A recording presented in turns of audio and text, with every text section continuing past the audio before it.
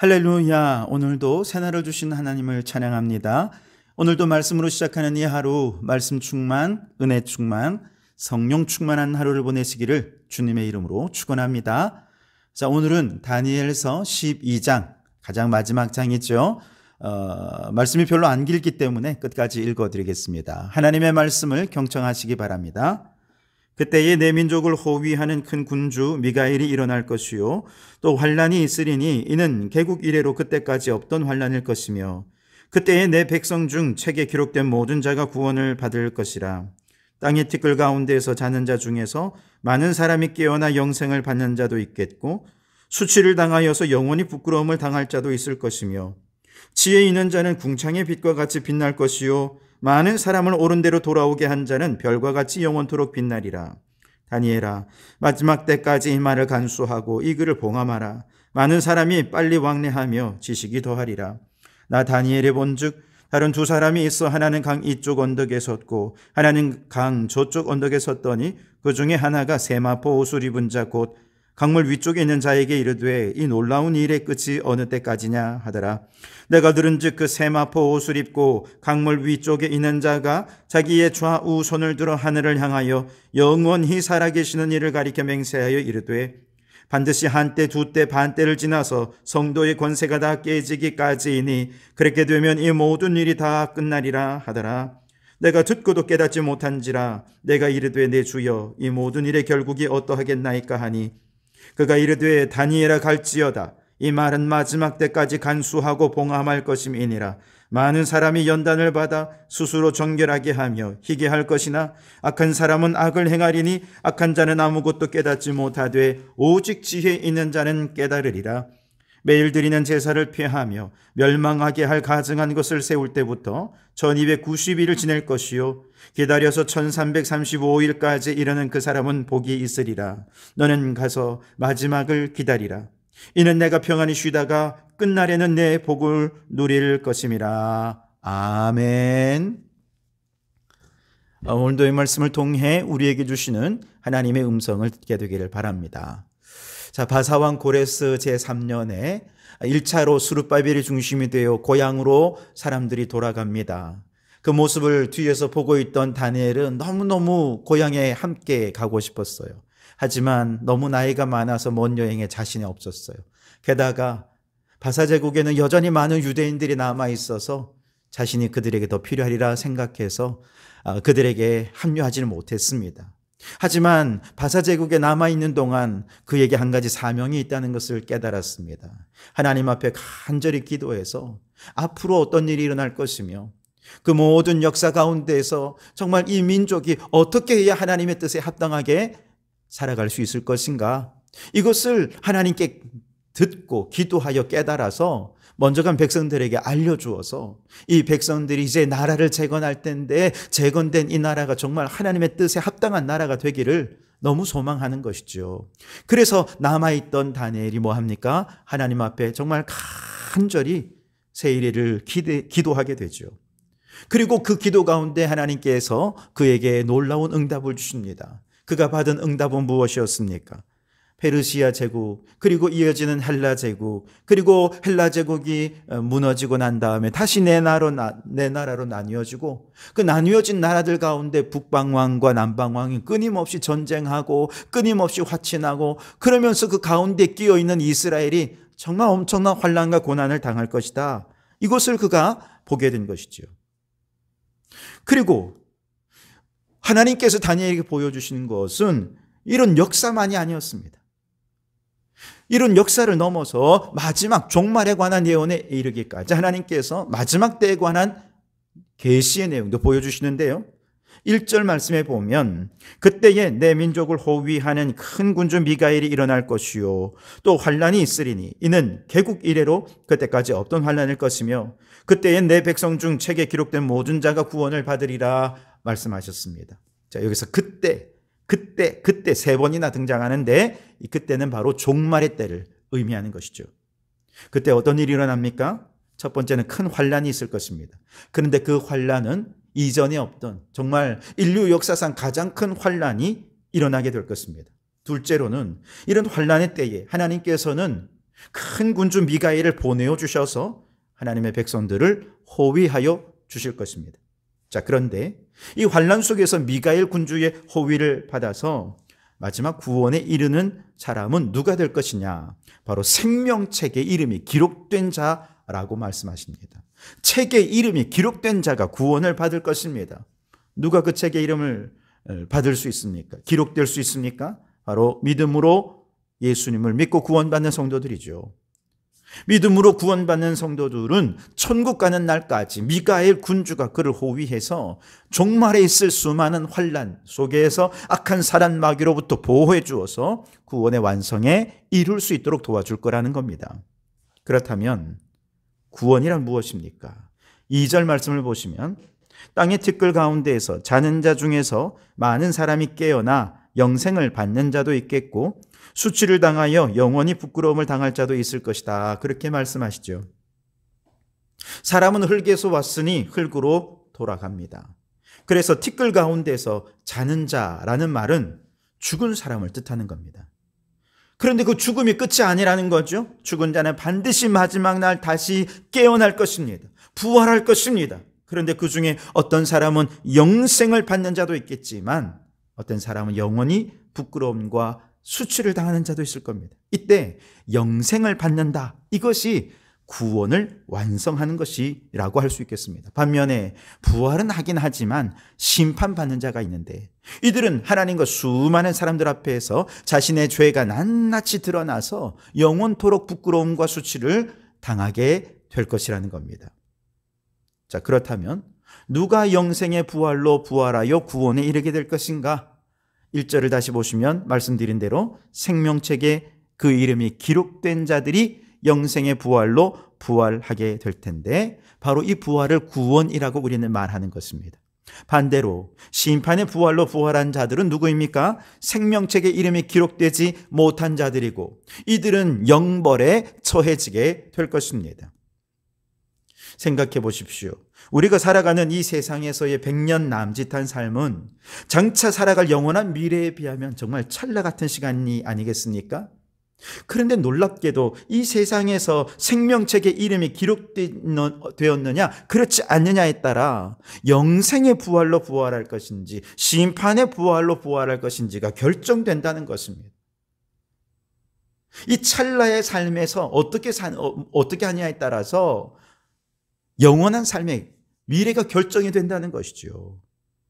여러분, 그렇다면 우리가 찰나를 살아가는 이 100년 같은 인생, 여러분 이 세상 이 100년 속에서 우리가 가장 힘써야 할 건 뭐겠습니까? 우리의 이름이 생명책에 기록되는 것 아니겠습니까? 그보다 중요한 게 뭐가 있겠습니까? 그렇다면 우리는 이 생명책에 이름이 기록되는 것에 우리의 온 생을 걸어야 하지 않겠습니까? 그렇다면 어떻게 해야 생명책에 이름이 기록될 수 있을까요? 3절에 보면 지혜 있는 자는 궁창의 빛과 같이 빛날 것이요 많은 사람을 옳은 대로 돌아오게 한 자는 별과 같이 영원토록 빛나리라 그랬습니다.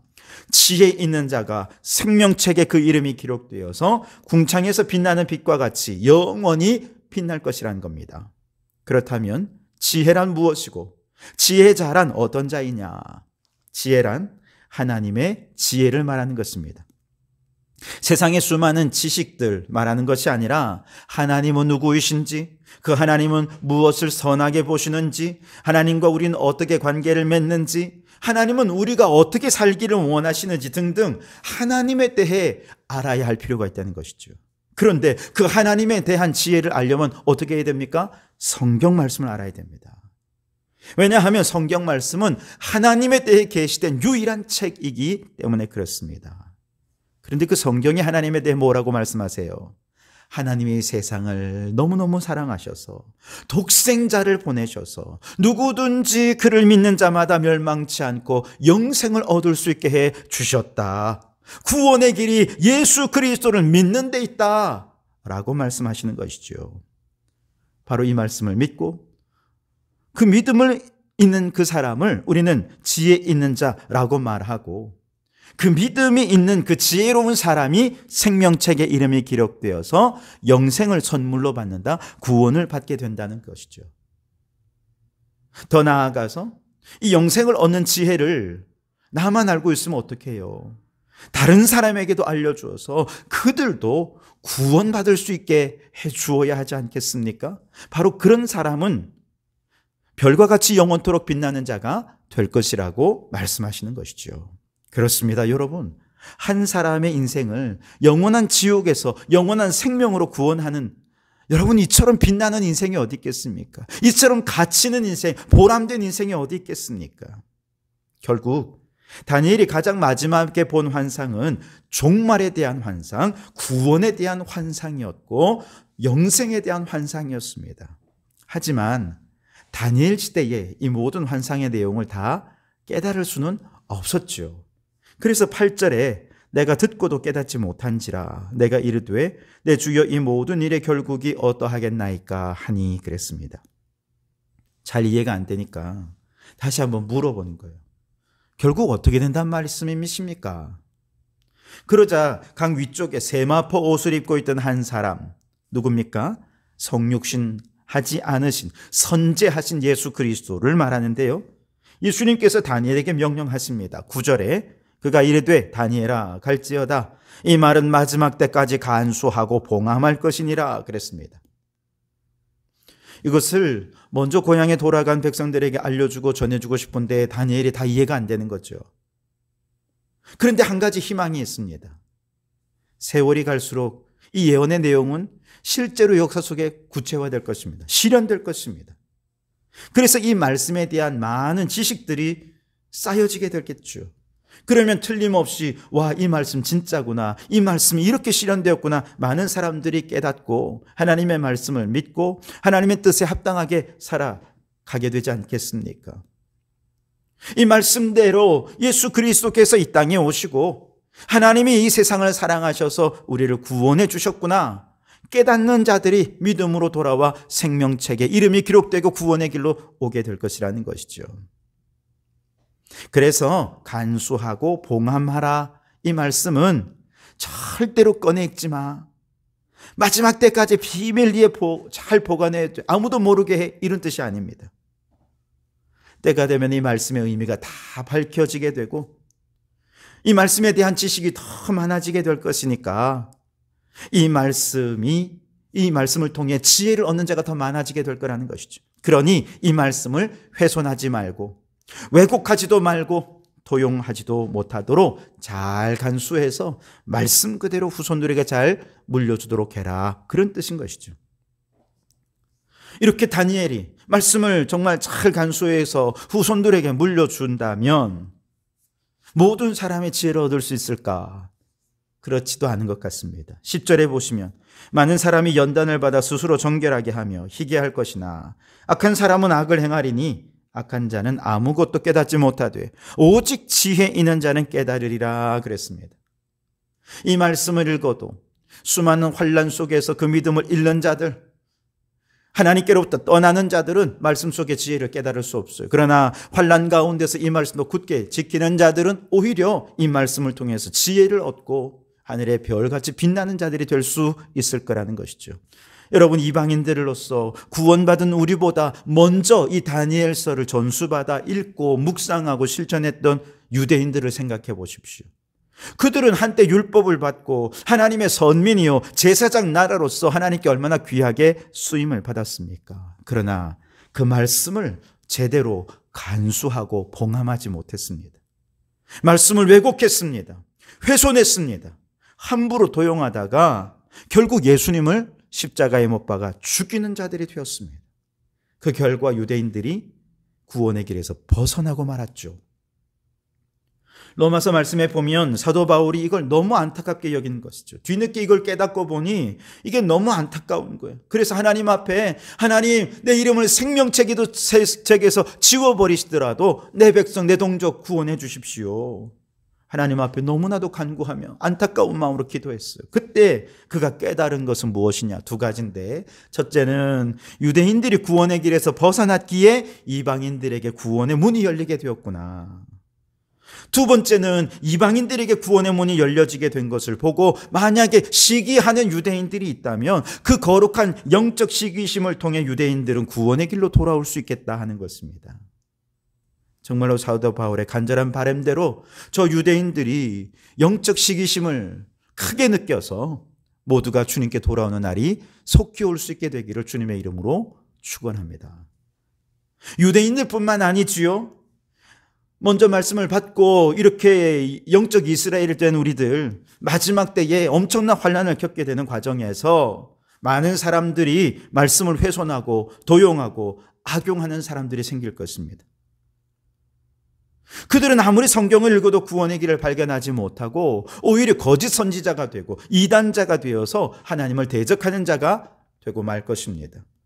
반면에 환난 속에서라도 하나님의 말씀을 훼손하지 않고 말씀 안에 진리를 발견하며 말씀대로 순종하는 자는 구원의 길, 영생의 길을 올바로 깨달아서 그 이름이 생명책에 기록될 뿐만 아니라 더 많은 사람들을 구원의 길로 인도하는 자가 될 수 있을 거라는 것이죠. 마지막 때에 우리에게 주어지는 환난은 악한 자와 지혜 있는 자를 더 분명하게 분별하는 바로미터가 될 것이라는 겁니다.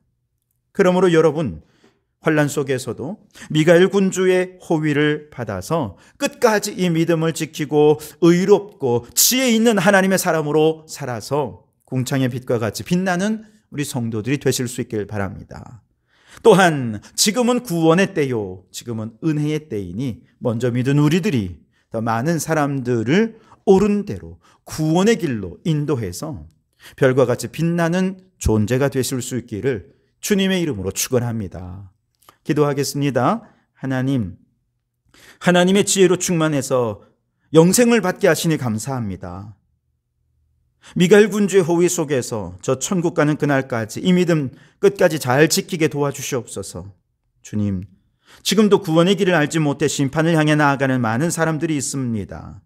그들을 구원의 길로 인도하도록 저들에게 이 복음을 전하게 도와주시고 이보다 더 중요한 일은 없사오니 맡겨주신 영혼 구원의 사명을 끝까지 잘 감당하는 저희들이 되어서 하나님 앞에서 별처럼 영원토록 빛나는 자로 살게 해 주시옵소서. 예수님 이름으로 기도하옵나이다. 아멘.